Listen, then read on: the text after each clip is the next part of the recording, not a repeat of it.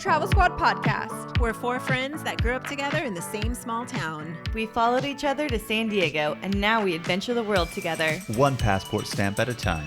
We're here to share our travel stories and inspire you to go on your own adventures. Even if it starts with your own backyard. I'm Jamal. Brittanie, Kim, And I'm Zeina. and we're the Travel Squad podcast. So grab your tickets. Your passport. And don't forget your travel insurance. And prepare for takeoff.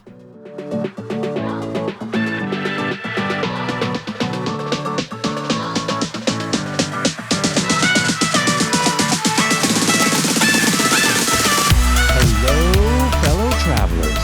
Hello. Welcome to episode 48 of the Travel Squad podcast. Today, we are taking you with us to the beautiful city by the bay, San Francisco. San Francisco is one of America's most famous cities. It's in countless movies, tons of TV shows, and for really good reason. It's amazing. All of us grew up just about an hour and a half drive from the city, as they called it. And we've all taken so many trips to San Francisco over the years. It will always hold a very special place in my heart. It will always hold a special place in my heart, too. Actually, one of my earliest memories in California was going to the Golden Gate Bridge with my family. And since then, I've been back so many times. There's just so much to do and see in San Francisco, and it's constantly changing and evolving. So no experience will ever be the same to you, and you can do something different with each visit. Fun fact for you guys, when I was a kid, my family used to go to San Francisco pretty much almost every other weekend. And in order to get into San Francisco, you have to drive over the Bay Bridge. And I know that you're not going to believe this, but I used to be afraid of bridges. You? Afraid of anything, Zeina? I was a danger ninja about bridges. And I would cry so hard, and I'd be sitting in the back seat, and my mom would have to hold my hand as I cried as we drove across the bridge. I got over that fear. I'm good. I'm good now. Fun fact, but good segue, Zeina, because first thing we're going to talk about is tips. And you know the first thing on our tips is getting into the city, which involves taking one of two bridges, either the Golden Gate Bridge or the Bay Bridge, because San Francisco is on a peninsula, so you need to take bridges regardless of which way you get in. Golden Gate Bridge is that iconic red bridge. Like you see it in any postcard, any movie, you know exactly where you're at. Golden Gate, you don't need to worry about having cash on you. In fact, I think even for the Bay Bridge now in a post-COVID world, they're not accepting cash. So you're in luck. Who carries cash these days, right? There's a fast track. You can pay online. They take your license plate. It's pretty easy. I think the Golden Gate is around $8. Bay Bridge is around $5 to $7, depending on what kind of car you have, what time of day you're going. But just know that there are fees involved with both of those bridges. And the fees are going into the city itself. So when you're actually leaving, it's not a two-way toll, it's one way. So whether you're going Golden Gate or Bay Bridge, if you're going in, that's when you can expect to pay the toll. When you're going out, no tolls. Good tips, and great that it's a cashless system now, because who carries cash with them anyways? You know, years ago, this had to have been 2003, 2004, my best friend Josh talked his way out of not paying for the toll to get over the bridge, because back then they didn't have like pay online or get an invoice. And so he cried that he didn't have any cash. And the guy was like, it's cool, you can go. I should have tried that because I once did not have cash and they just mailed me a ticket. I remember that, Zeina, that story with Josh. We were in San Francisco with them and we're like, fuck it, let's just go drive across the Golden Gate Bridge. So we did, leaving San Francisco, and then we came back in. And then we realized, oh, crap, we don't have any cash for the toll. So we're like 18, 19. Yeah, and we got out of it at that point. But do keep in mind, since it is not cash, if you don't have the California fast track system, which most likely if you're a visitor, you do not, you have to go on to a specific California website to pay that toll within 48 hours. So if you don't, they're going to find your license plate, your state's DMV records, and they will send you a hefty fine via mail like Kim got. They will find you. Yeah, it's not 2003, 2004 where you can talk your way out of it anymore. So moving right along to the next one. San Francisco can be very cold and be very windy.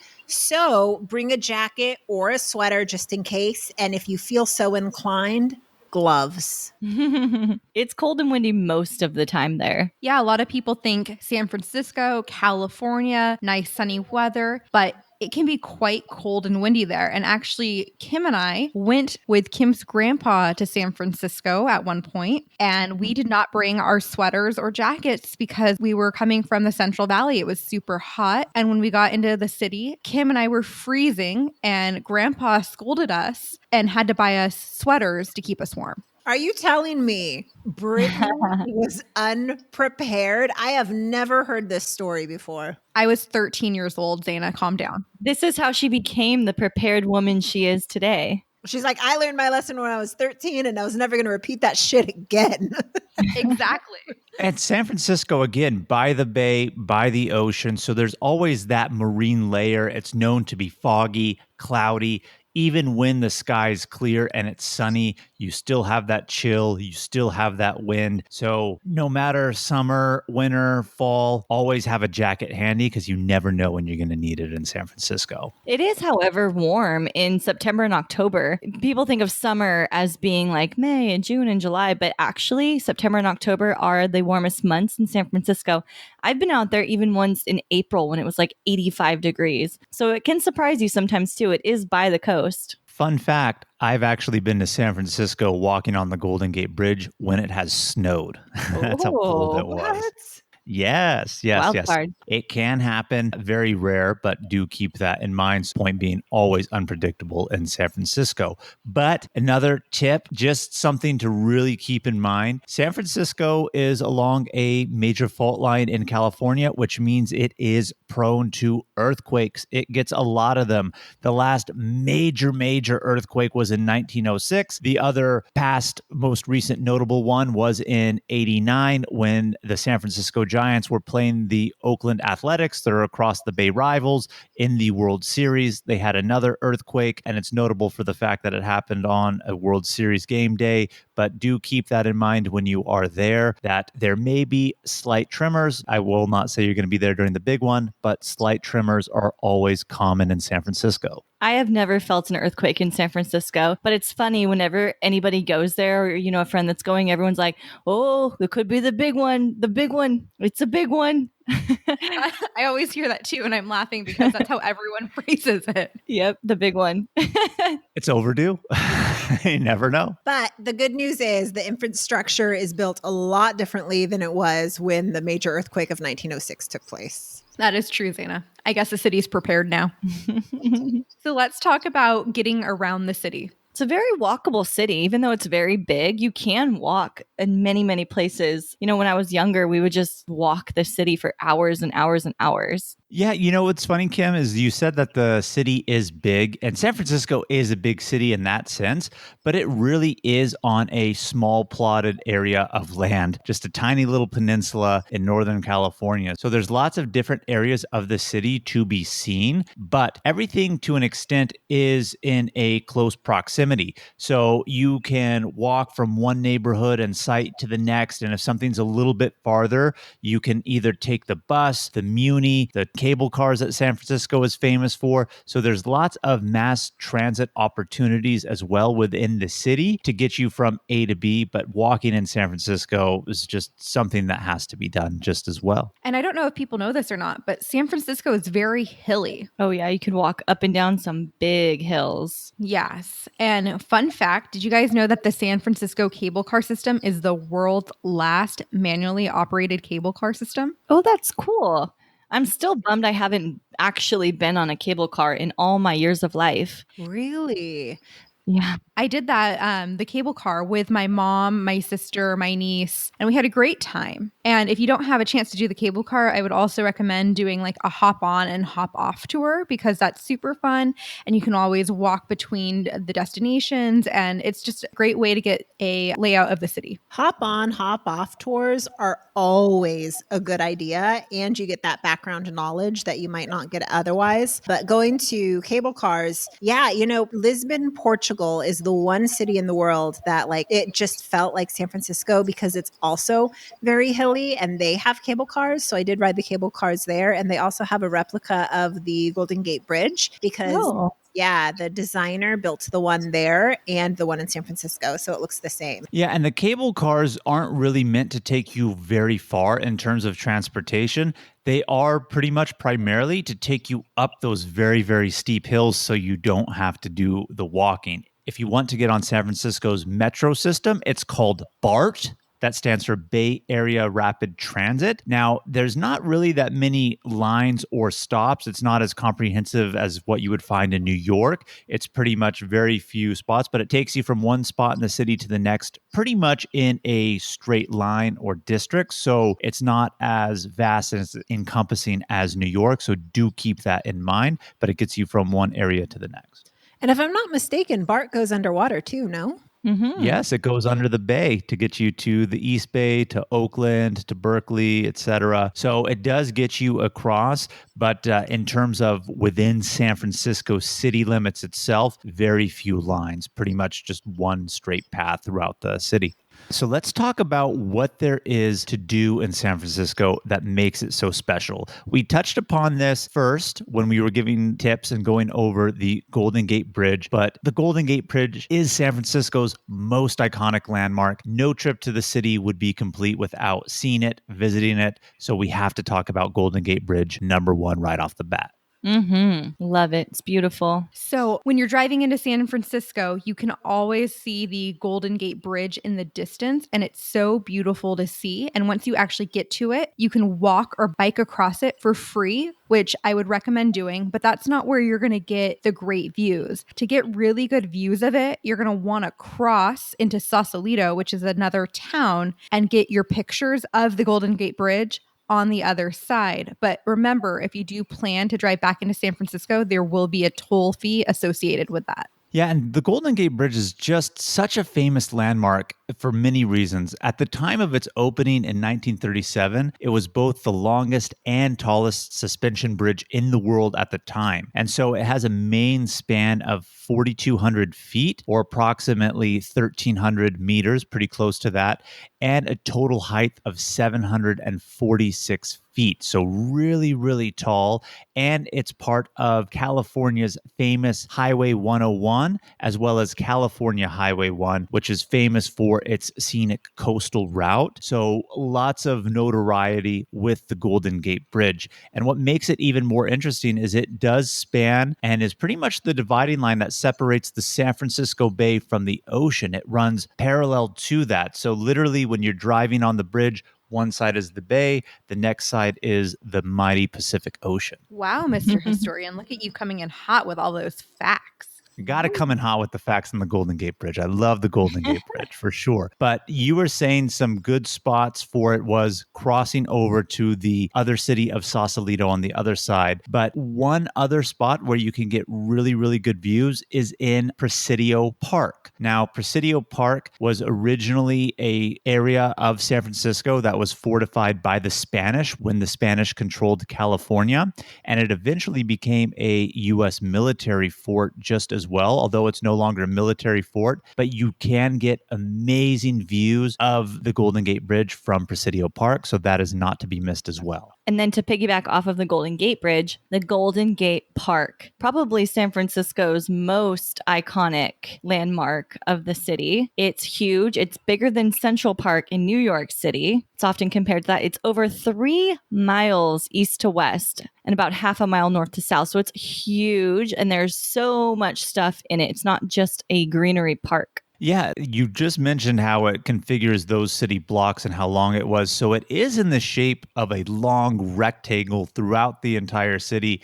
And I know you said it's bigger than Central Park, but it's about 20% larger. So it's really, really large in comparison. But within Golden Gate Park, there's so many different places to see within it. And one of my personal favorites, and I would recommend to any visitor going to Golden Gate Park in San Francisco in general, is go to Stowe Lake. Do you remember Stowe Lake, Zeina?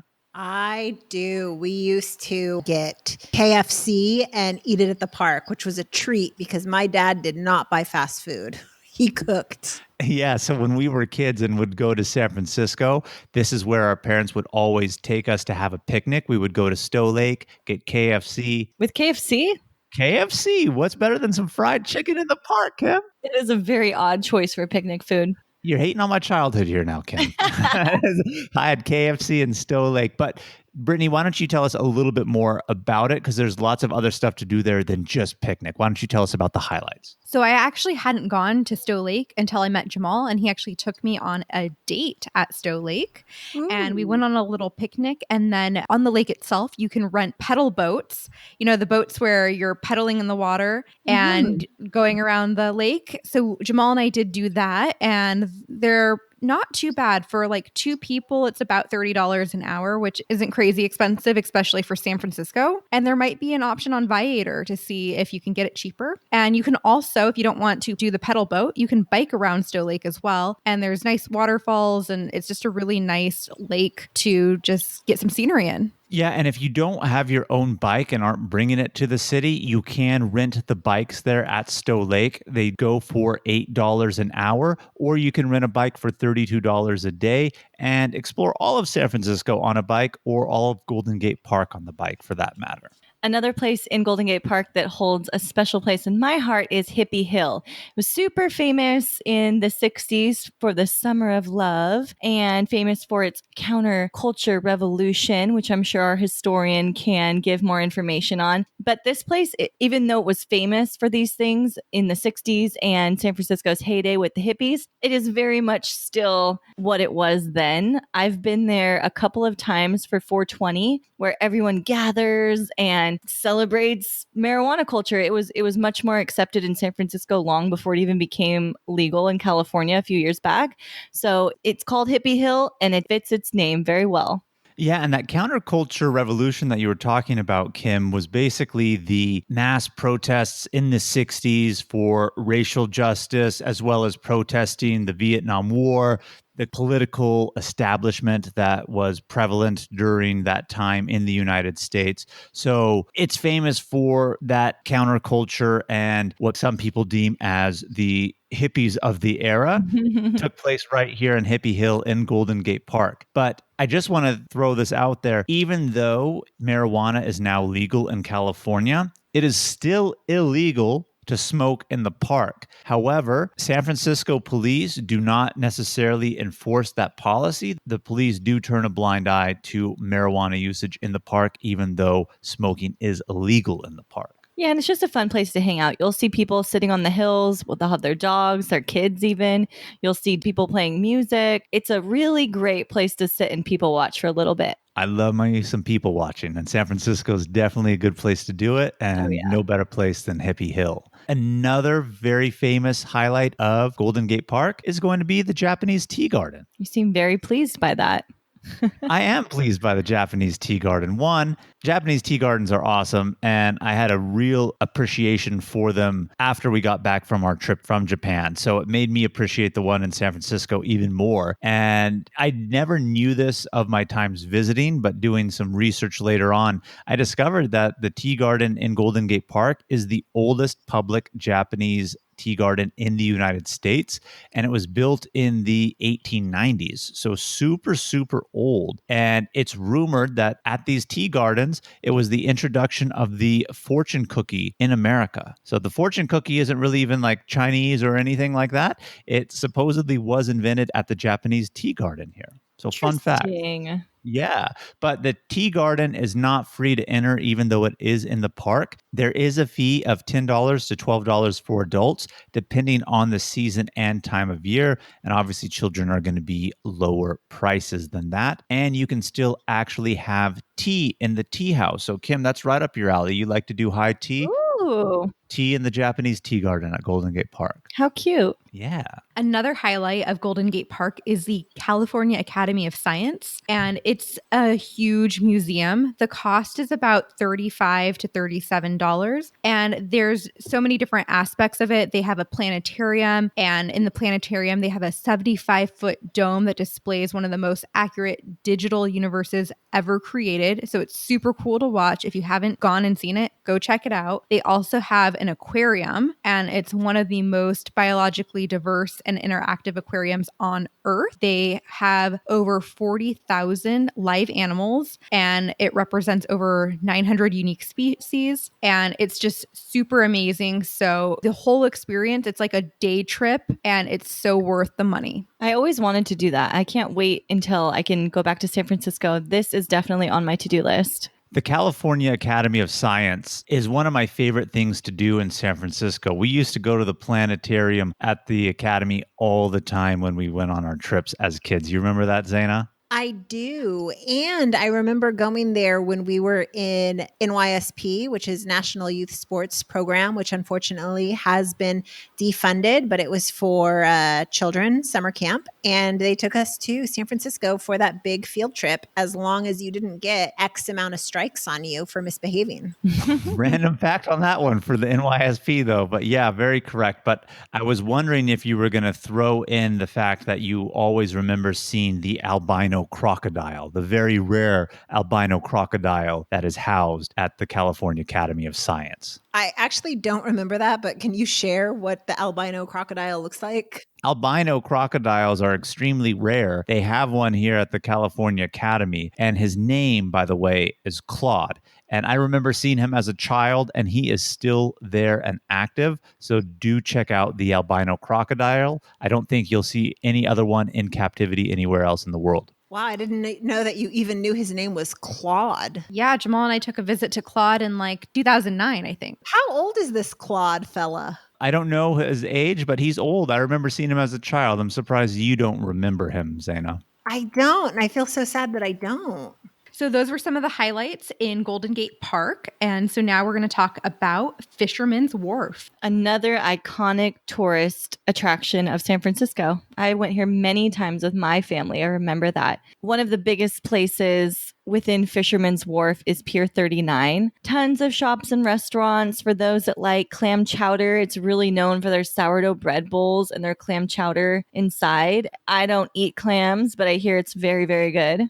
Oh, it's so good. It's one of my favorites. I know you don't like seafood, Kim, but you're about to tell me all these years of living by San Francisco, you have never eaten a clam chowder bowl and sourdough bread in San Francisco on the pier. You know, I said I don't like clams, so yes, I have tried it. And they do also make chili bread bowls for anyone that doesn't like clam chowder, like the normal people like me.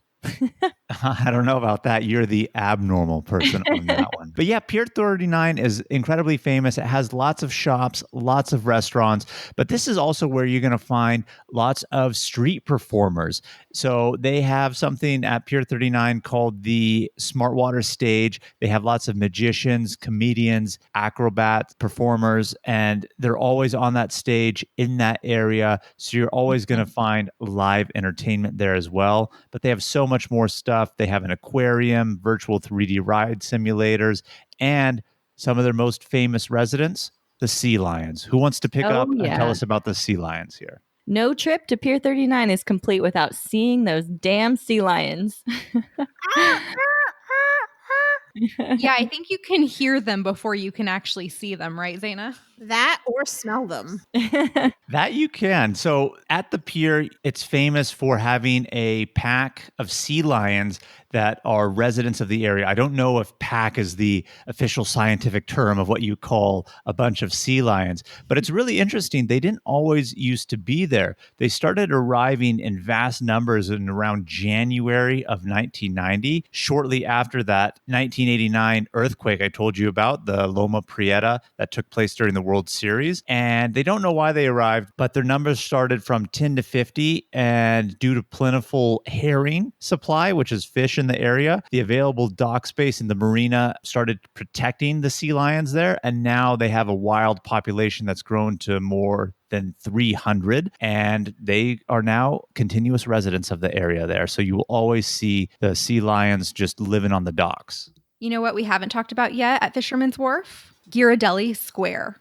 Ooh. Who hasn't been to Ghirardelli Square and gotten a sundae? Ooh, I love Ghirardelli.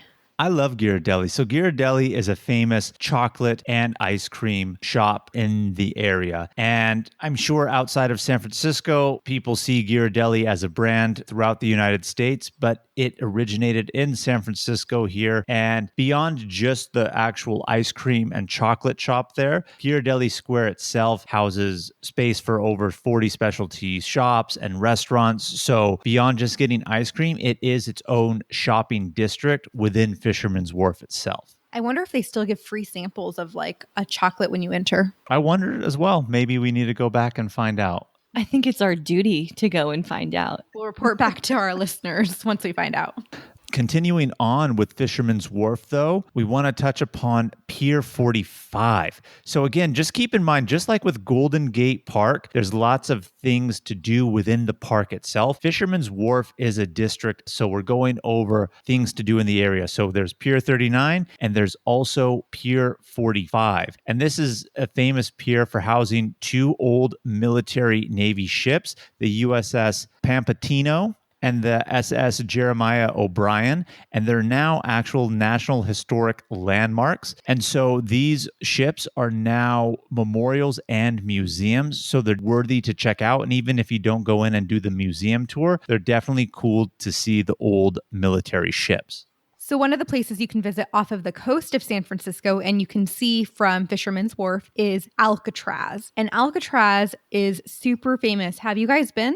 I have, yeah. In sixth grade, the big field trip for sixth grade is going to Alcatraz. I've been to Alcatraz just as well, and also on that sixth grade field trip. Well, I got gypped out of that sixth grade field trip. Ew, what the hell? But it's a spooky place, so I don't know if I want to go. So you haven't been, Kim? I have not. So Alcatraz was a prison and it's now a museum, and you can take a ferry to the Alcatraz island, and the tour costs about $40 for adults. And it's something that you would want to book weeks in advance because the tours can sell out weeks ahead of time. And it has housed Al Capone and many other famous prisoners. And a few prisoners have actually escaped Alcatraz. And they thought that this was the perfect prison because one, it's an island, and two, the surrounding waters, as we have already mentioned, are freezing cold. And so the thought was, one, they'd never be able to live if they did escape in the water because they thought that they would die from like hypothermia. It was also infested with sharks. Yeah, the San Francisco Bay and the ocean just right outside the Golden Gate Bridge is notorious for having a lot of great white sharks too. So beyond the cold water, it was thought that the marine life would get them too, if not the hypothermia. But Alcatraz is just sitting there, this perfect island in the middle of San Francisco Bay. You can see it from any spot within the city along the water. So it's just so iconic. But after a while, they decommissioned it as a prison. And again, now it is a museum. And if you're interested in learning more about the one official escape that they have recorded on the island, I forgot the name of the movie, but Clint Eastwood is the star in that movie. And it is unconfirmed if the people who escaped lived or died. No bodies were recovered. So to this day, it's still a mystery. There's a mystery of two brothers who ended up escaping and they never found them, and they assumed that they died, but they also thought that like they escaped somewhere in South America because the mother would get like a birthday card each year and flowers were sent when the father died or something. I don't know. It's so fascinating. There's so many things that you can look up. Al Capone died there, I think it was, from syphilis. That he got in Hot Springs. That he got in Hot Springs, Arkansas. We have an episode about that. But anyways, just super fascinating. And I remember when I was there, like I said, I went in sixth grade. There was a prisoner there signing his book. He wrote a book. And I remember they had him at a table. He was signing the book and he kept telling everyone like X amount of years ago, I made a mistake. Just interesting stuff. So one other thing too is I did say that there's a tour and the ferry boat ride, and the tours are conducted over a headset. So you can walk through and see the prison cells, and it's such an amazing story, and it's just so fascinating, like some of the ways that prisoners try to escape and what they try to do to hide that they were going to be escaping, and how they carved their knives and how they made it look like bodies were in their bed so that no one would look for them. It was a pretty crazy story. So moving right along, we are going to take you now to the Palace of Fine Arts. Yeah, and the Palace of Fine Arts is located in the Marina District. Now, the Palace of Fine Arts were constructed in 1915 for the Panama Pacific Exposition, which was held in San Francisco in order to exhibit works of art. And it's not an exhibit hall anymore to exhibit any art, but the buildings there are so beautiful that they are still a tourist attraction just to go see the buildings that were built for the exposition. Yeah, they're classical European style stone buildings with beautiful columns and a giant stone rotunda.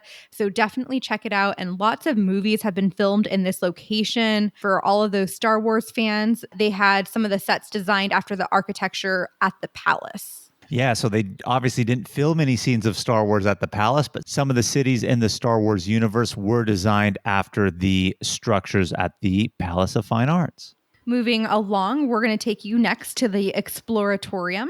The Exploratorium actually used to be at a former exhibit hall at the Palace of Fine Arts, but it has since moved and it's now at Pier 15 and 17 in the Embarcadero area of San Francisco. It's a super cool interactive science museum. Science is super cool, guys. And this one, the way they've done it up is really cool. Yeah, and the Exploratorium was founded by Frank Oppenheimer, who is the youngest brother of J. Robert Oppenheimer, who was the lead engineer for the Los Alamos project, which was the research team that actually created the first atomic bomb. So the lead guy who created the atomic bomb for the US government, his brother, Frank, is the person who founded the Exploratorium. But I love this museum. It costs about $30 for adults, $29.95 for the day ticket. But there's so many cool interactive science things that are at the museum, and it's just really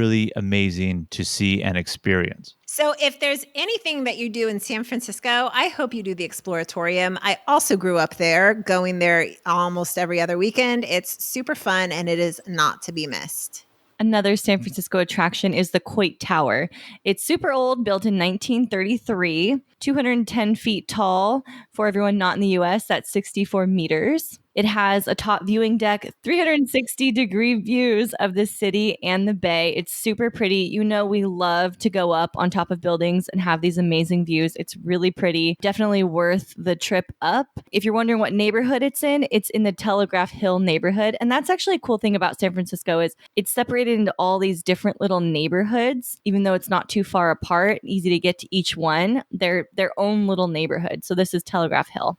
The thing about Koit Tower is it's synonymous with San Francisco, and you're going to see this in a lot of movies. So it really is just a tower that gives you 360-degree views of the city, but you should still do it. It's iconic in San Francisco, and that's really that's what it is. It's just an iconic place. And if you love an easy day, you can do a scenic hike to the tower. I would definitely recommend it. I've actually done it before, and I would recommend it because parking at the tower is very, very limited, and there's a line of cars waiting to reach the lot, and it can be very long. So you can spend more time just waiting to park in that lot than it would take you to just, hike it. Why not? It's an easy day. And hike it, man. Once you get to Koit Tower, if you do want to get to the top of the tower, there is an entrance fee of about $9. But it's super affordable and it's cheaper for seniors and children's. And you can also pay for additional fees if you want a guided tour of the inside of the tower and see the painted murals on the inside. Yeah, and if you don't want to do the long hike up and you don't want to sit in the line of cars to park, you can take Muni, which is the name of the bus system in San Francisco's number 39 line, and it travels between Koit Tower and Fisherman's Wharf. So you could either do Koit Tower and then take the bus to Fisherman's Wharf or vice versa, but definitely if you want to get there, use Muni Bus 39. That will take you to it. Good tip. And moving right along, we're now going to take you to Union Square. Now, this is one of my favorite places because it's a huge shopping district. Not because of that. That's not my reason. And it does have a 4 stories Macy's. And again, that's not the reason why. But I met Donald Trump. Yes, our president, Donald Trump, in that 4-story Macy's with Jamal. And not only did I meet him, I swindled him. So this is a good story. This is back in 2005. So obviously, like, he's not our president just yet. And I'm with Jamal, my best friend, and one of Jamal's really close buddies. We're coming down the escalator, and there's a lady down there waiting for us to get off the escalator. And you can see that she works there. She has perfume in her hand, so you know that she's like going to try to sell you something. So as soon as I get down, she pulls out the perfume and she's like, "Oh, have you tried Donald Trump's new cologne?" And I'm like, "No." And it didn't smell very good at all, by the way. It definitely didn't smell good. I can agree with you on that one, Zeina. Yeah. So she basically said that if you buy the cologne, you get to meet Donald Trump. Not only do you get to meet Donald Trump, you also get a free copy of his book that he just wrote, and he will sign it for you. And I'm thinking to myself, I don't want this cologne. So I asked her point blank, "Oh, okay, well, if I buy this cologne, can I return it same day?" And she laughed because she knew where I was going with that. And she's like, "Yeah, actually, it is refundable." And I was like, "Great, I'll buy a cologne, please." So I bought a cologne and I got in line to meet Donald Trump. Did you get the book for free? Yeah. So you get the book for free purchasing the cologne. So I'm waiting in line behind like these velvet ropes, and my best friend Josh comes over to give me something. And as he like comes over and goes under the ropes, he looks around and realizes no one stopped him. And I've already shown my receipt for the perfume to get into the line. So he doesn't have to prove that he bought the perfume, or the cologne, I should say, because he's already there in line, right? So as he's standing there, we look at each other and laugh. And I'm just like, "Dude, just stay here and meet Donald Trump and get a book yourself." And he's like, "Okay." So then we wave over Jamal and Anthony so they can come discreetly get in line as well. And they do, one at a time. So there we are, 4 of us. I've only purchased one cologne. Every single one of us got a book, got to meet him, got his autograph. Haha. I know, right? And then I returned the cologne. So we got 4 books for free. We all met Donald Trump, and I didn't even pay a penny for the cologne because I got it returned. So I did shake his hand because I knew that he hates shaking people's hands because he's kind of a germaphobe. And then Jamal, tell us about your experience. Yeah, well, I just want to say before I mention my experience, we always talk about liking to fuck things hard when we get a good deal. And we did a little fuck him hard on that one, I will say, returning his cologne and getting the free autograph. Quadruple.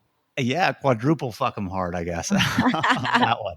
But anyway, so we got in line, and Zeina and I shook his hand along with our friends who were with us. And I asked if we can take a photo. And then you guys say, I have an infamous scoff. He scoffed at me and was like, "Oh, we got a line. Let's move it along." That was his response to me then. So politics aside, I don't think he's grown to be a nice person with time either. He was always kind of the way he is even back then too. And I can attest to that from firsthand experience. That was my Donald Trump adventures in San Francisco while he was promoting his clothing fashion line, or whatever it is that you want to call, at Macy's in Union Square. Good story, guys. That's just the kind of stuff you can see in Union Square. It's such a bustling area of the city. So now we're going to a different part of the city. We're going to Lombard Street, and super interesting. It's actually part of US Highway 101, and its claim to fame is it is the world's most crookedest street. And it has like 8 different switchbacks. It receives approximately 2 million visitors a year. 270 cars go down an hour. And there's just so much traffic on the street due to it being such a famous street that there's actually talks about regulating how many people can go down the street at a time and possibly charging a fare to drive down to the street now. They're thinking about doing that because Lombard is a big street in San Francisco, but this one specific spot of Lombard is on such a steep hill that they can't make it a straight road. They have to make it a crooked road, like Brittanie said, pretty much switchbacks. And this portion of it, that switchbacks, paved in these beautiful bricks. It's not just asphalt. It's not concrete. It's beautiful brick laid roads. And people actually live on this street. So the people who live on the street on the area that everyone wants to go to are pretty much to an extent tired of everybody seeing it as a tourist attraction, even though here we are promoting it as such because it is such an iconic place in San Francisco. Definitely a must see. So maybe by the time you listen to this and go, they may have instituted that fee, but as of now, they have not. But it is a site to see. So do check it out. If you can, drive down it. If not, and you are walking, walk down it. It's really cool. I wonder, like, in order to get to your garage, because it's been a while since I've been to Lombard, but do you get in the garage from the main Lombard Street or a back alley? Because can you imagine going out shopping and doing your things and then coming home and you're like, oh shit, I really got to pee. I got to pee. I got to pee. And then you have to wait like 30 minutes to go down the Lombard Street to get to your driveway? That's a good question. I'm trying to remember how the houses look. I don't know, but I imagine some of the garages are in the front. Well, anyways, Lombard Street, you'll recognize it. It's in all the movies. It's an iconic place to see. So from Lombard, we are going to take you to Twin Peaks. I love this landmark in San Francisco. What it is are two large hills on the top of the city. So very specifically 925 feet. There's only one mountain, Mount Davidson, that's higher at 928 feet. So they're super high. You get a beautiful overlook of the city. You can see the Golden Gate Bridge, the Bay Bridge, the whole city, the water. It's gorgeous. Only caveat is that as San Francisco can be, if it's foggy, your view is not going to be visible. So watch the weather on the day you want to go up. Luckily, it's only about a 20-minute drive from downtown. It's a free, open air, natural attraction, so it doesn't cost anything, but it's so pretty when you get a nice clear day and a beautiful view. I've actually never been to Twin Peaks, so the next time I'm back in the city, I'm going to have to go check it out. Yes, you will. I've been to Twin Peaks a couple times, as you heard, obviously not with Brittanie since she hasn't been, but I like this spot a lot too, Kim, because of its prominence and elevation. It's the one spot where you can really see an entire view of all of San Francisco, the surrounding Bay Area, the whole peninsula itself. The one caveat, like you said, can't be a foggy day, but when it is a clear view, it's absolutely amazing and breathtaking up there. No better views of the city than from there. Next place in San Francisco that I'm super excited to talk about is Baker Beach. Why do I love it? Because it's clothing optional. It's a bit nippy out there in San Francisco, though, huh? Hey, you get a nice day and just strip on down. You can also have dogs out there. So I've seen some interesting people with their dogs and bearing it all. It's free. It's a free beach. You can pull up your car. I have never had any trouble finding parking, so that's great. I've definitely seen people swim there. And the really, really cool thing about it is not just all the naked people running around, but it's right under the Golden Gate Bridge. So you have gorgeous views of the Golden Gate Bridge right above you on the beach. It's a great place to take pictures, hang out. It's a super chill place and, get a nice tan. No tan lines. Yeah, and what I really like about Baker Beach also is that this beach is on the ocean side. A lot of the stuff in San Francisco is on the bay side. So this is actually on the ocean side. So really, really cool in that area. But if you are going to bear it all, get a little nippy out on the beach and get in the water, do be careful for two reasons. One, water's freezing in San Francisco. And two, going back to what we were talking about Alcatraz, there are a lot of great whites in that area along the beach. So they're not known to have lots of shark attacks, but do have that in the back of your mind. That is a very prominent great white shark area, Baker Beach. So I think that pretty much sums up most of the activities and sites to see in San Francisco, with the exception of one more site, which is, you guys know, we love to go visit houses. Like randomly when we were in Boulder, we saw the John Benet Ramsey house. When we were in Arkansas, we were considering driving by Bill Clinton's house. When we were in Chicago, we saw the Family Matters house. Yes. Like, lifetime achievement for me right there to see the Family Matters house. Oh my God. So growing up, I watched Full House all the time, and you can actually see the Full house in San Francisco. It's still there. It still looks just as cool. Still there, and there's a big green park across from the area, so lots of people not even necessarily go look at the house, although they do. It is a nice area within the city just to escape sit and relax and have a Mhm. good time. So do go check that out for sure if that's something that you're into. But we talked about the things to do and see in San Francisco. I can't not mention this, being such a big baseball fan, San Francisco Giants fan. If you're in the city in San Francisco, do yourself a favor and go check out a San Francisco Giants game. Right now, we know with COVID going on, there is no live sporting events. But once all this is behind us, rest assured, one of the best things and fun activities you can do in San Francisco is check out a San Francisco Giants game. They have, in my biased opinion, one of the most beautiful ballparks in the entire country. And you would be remiss if you didn't go. I absolutely agree. I think the park, it is the most beautiful park that I've ever been to. I love that you can walk around the whole thing. My favorite place to sit, I'll tell you guys, but just don't give away the secret to everybody. But it's actually in the 300 section. So it's on the third level at the first baseline. Even though it's on the third level, you still have a great view of the players. You have all the action in the first baseline, more so than the other side of the park. You can see the kayaks down below. So when they hit home runs, which they do all the time, the people in the kayaks will go get the balls, and it's a whole little experience in the water over there. You can see the Bay Bridge, the Golden Gate Bridge, the whole city and the game. It's a beautiful place to sit in the park, and the seats are fairly cheap too. Yeah, I love the San Francisco Giants ballpark. And what Kim's talking about the kayakers, the ballpark is right along the water. And when they hit home runs, if they're hitting it out of right field, it lands in what's called McCovey Cove, which is part of the bay. So a bunch of people in kayaks are just sitting out there waiting for a home run ball. And if it splashes down in there, you should see the mad dash of everyone in their kayaks trying to go catch that ball. It's quite a sight to see, that's for sure. I think that McCovey Cove could actually be a really good experience for somebody coming in the post-COVID era where you can't attend the actual game. If you're social distancing in your kayak out there, a lot of people bring TVs too, or little radios. You know, everybody has a TV on their phone now. So that's actually a really great idea if you're coming to San Francisco in 2020 or even 2021, if this is still going on. That is a really good idea. I might just go rent a kayak and listen to a game from the outside of McCovey Cove. This episode is just making me want to fly to San Francisco right now. Another event that I love so much in San Francisco is the San Francisco Gay Pride Parade and Festival. It's insane in San Francisco.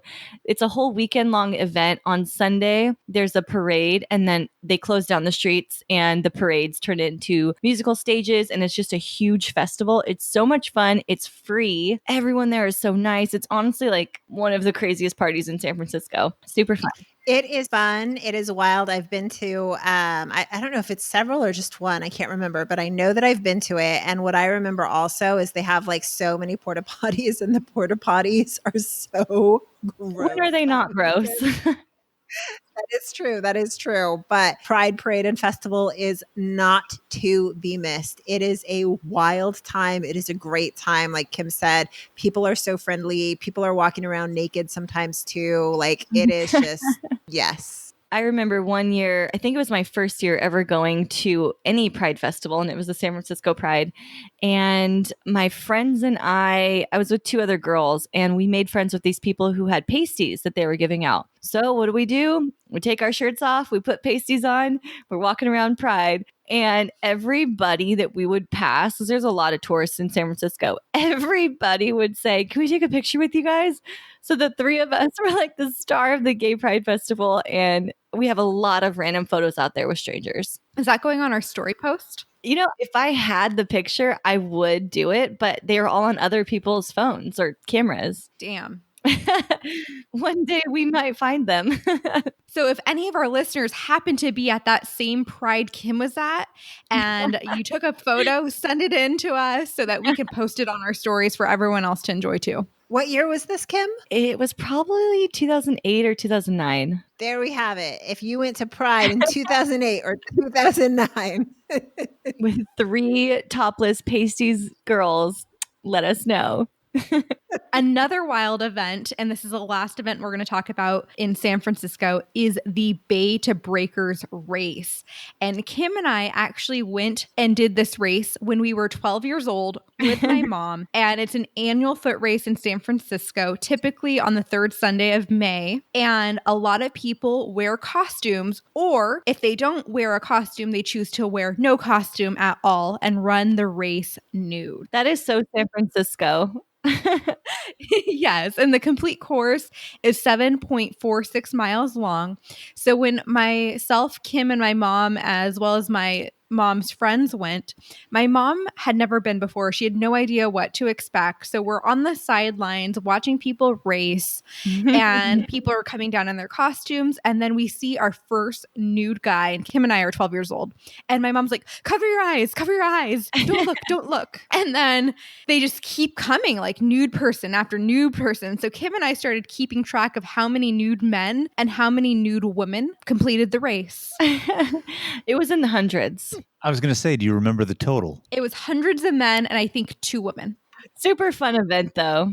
Yeah, super fun event. Really gives you a feel for San Francisco's culture, and it was a great time. And that's something I just want to say to touch upon as we're closing out this episode here. You know, love it or hate it, right or wrong, as you can tell, San Francisco is a very tolerant city in what they allow people to get away with in certain things in terms of walking around naked for certain events, whether it be at Pride or Bay to Breakers or the non-enforcement policy of smoking within Golden Gate Park and other things. So San Francisco is a very, very unique city for its tolerance in that sense, and just for its sheer beauty and location within California and its surrounding area. San Francisco is not to be missed. I love it a lot.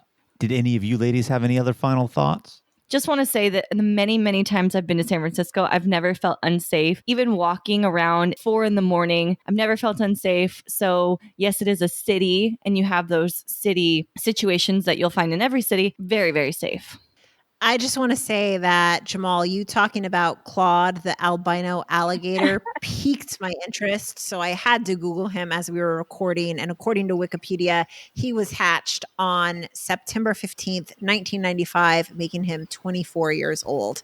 That is an old alligator. God bless you, Claude. Thank you very much, Zeina, for giving our listeners that tidbit of information that I did not know about Claude. I had to know. And now we know. Well, that's all we have for you today. Thank you guys for listening to our San Francisco episode. Keep the adventures going with us. Follow us on Instagram, YouTube, at Travel Squad Podcast. We have a Facebook group called the Travel Squad Mob. You can come in and join our community there. Tag us in the adventures that you're going on. And please send us in those questions of the week. And if you found the information in this episode to be useful, or if you thought we were just plain funny, please share it with a friend that will enjoy it too. As always, guys, please subscribe, rate and review our podcast, and be sure to rate and review us on YouTube just as well, and tune in every Travel Tuesday for new episodes. Stay tuned for next week's episode. Make sure to pack your bags and grab your swimsuit, because next week we are taking you to all 3 of Florida's national parks. Florida. It's going to be hot. Bye. Bye, guys. Bye.